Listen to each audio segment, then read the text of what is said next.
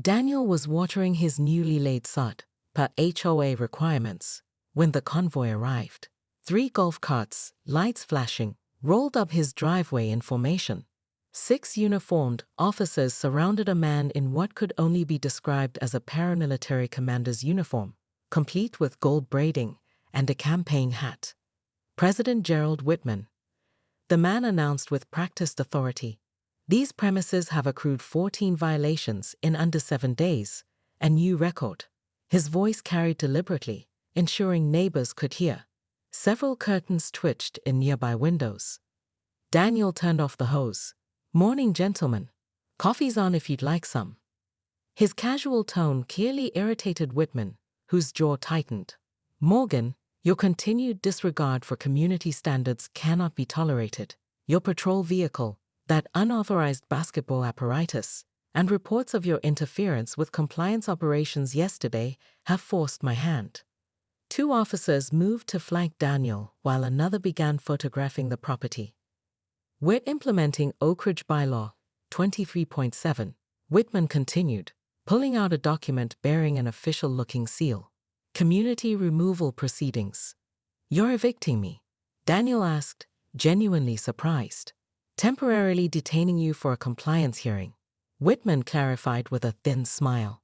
"Officers Fletcher and Reynolds will escort you to the clubhouse while we conduct a thorough property inspection. Resistance will be documented as aggression." Officer Fletcher reached for what appeared to be actual handcuffs on his belt. "Sir, please turn and place your hands behind your back." A small crowd had gathered now. Daniel spotted his daughter filming from the living room window. "Gentlemen," Daniel said calmly, "I'd like to show you something in my garage before this goes any further. Protocol requires." Whitman began. "It'll only take a second," Daniel insisted, walking toward his garage. The officers hesitated, then followed. Inside, Daniel opened a cabinet to reveal his full sheriff's uniform, badge gleaming under the fluorescent lights. Next to it hung framed newspaper clippings. "Sheriff Morgan leads county's largest drug bust." "Local hero sheriff rescues family in flood." And most recently, veteran Sheriff Morgan elected to 3rd term. "Here's the thing," Daniel said, turning to face their suddenly pale expressions. "I spent 2 decades upholding actual laws. What you're doing, impersonating officers, illegal detainment, intimidation, surveillance without consent, those are felonies in this state." He picked up his phone, showing a screen full of documented evidence. "I forwarded everything to the county prosecutor, who coincidentally played golf with me Sunday. This is HOA business." Whitman sputtered, his confidence visibly cracking. "We have community authority." "You have the authority to enforce lawn height and paint colors," Daniel corrected, "not to handcuff people for basketball hoops. Those uniforms? The detainments? The intimidation? My deputies are already interviewing your detained residents." As if on cue, 2 official county cruisers pulled up outside, lights flashing. Officer Fletcher quickly unclipped his utility belt, letting it fall to the floor. "Mr. Whitman told us this was all legal," he said, the HOA charter. "Save it for your statement." Daniel cut him off, opening the garage door where his deputies waited.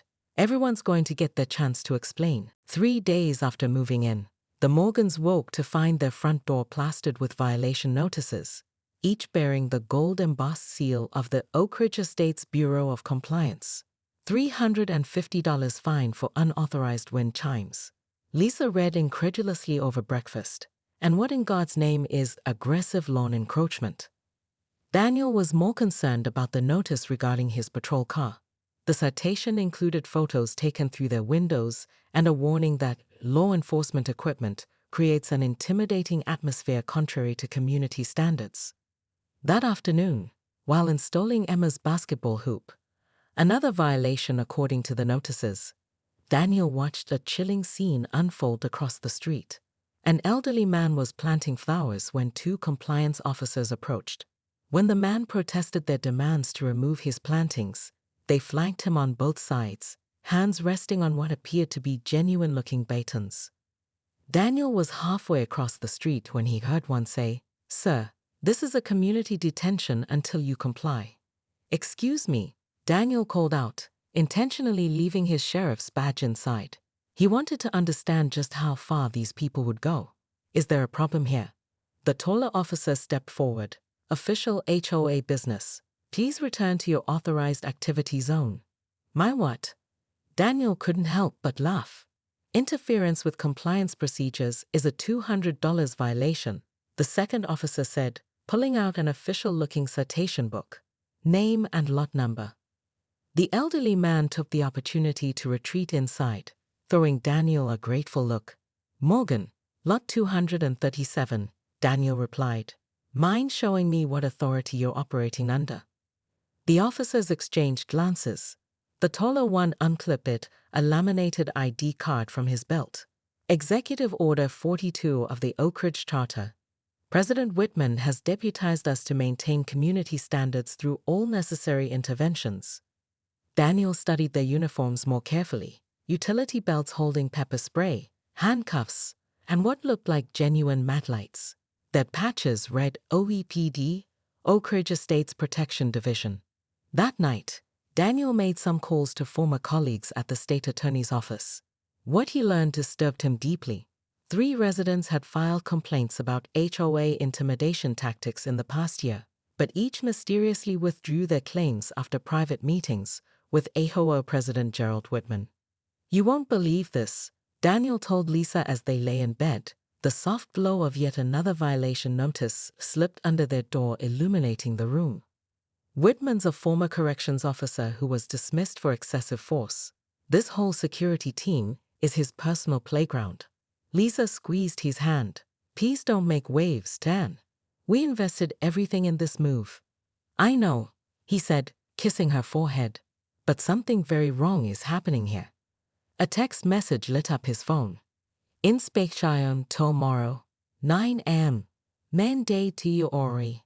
It came from a number signed OEPD Command. The emergency town hall at Oak Ridge Estates Clubhouse was standing room only. Residents who had barely spoken to neighbors for fear of violations now buzzed with conversation. At the front, Daniel stood in his full sheriff's uniform, command presence naturally drawing all eyes as he laid out the evidence. "Mr. Whitman and his team have been operating what amounts to a private security force with no legal authority," Daniel explained, clicking through a presentation showing side-by-side comparisons of OED uniforms with actual law enforcement gear. "They've issued over $150,000 in questionable fines over the past year alone." Gasps rippled through the crowd as Daniel played audio recordings of officers threatening residents with arrest. "But why didn't anyone say anything?" a woman called out. An elderly man stood shakily. "They threatened to put a lien on my house when I questioned a fine. My late wife and I spent our life savings on this place."